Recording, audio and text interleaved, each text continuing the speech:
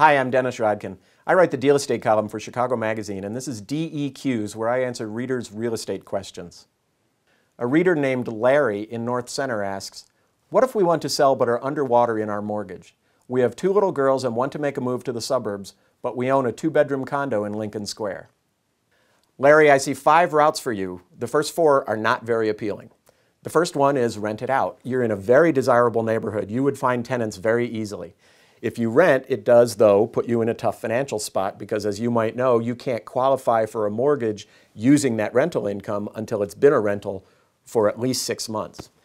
You'd have to move and then move again when it was time to buy when you qualified for that mortgage. So that's uncomfortable, but you could also move to a rental long term. I don't see moving to a long-term rental as a drawback, but you may be, like a lot of people, somebody who thinks that having owned, renting is a step backward. Number 2 is to go to a short sale.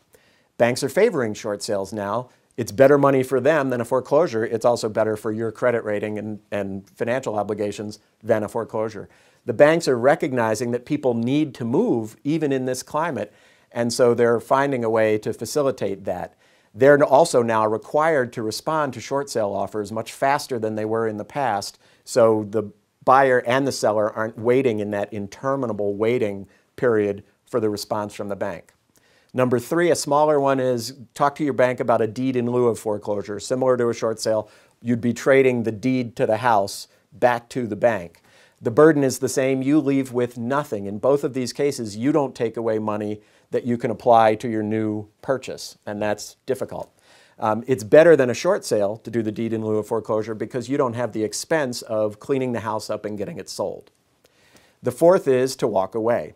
It's a last resort step. It's not one I can comfortably advise you to take. It has a huge impact on your legal and your credit standing, and it also has a big impact on your personal stress level.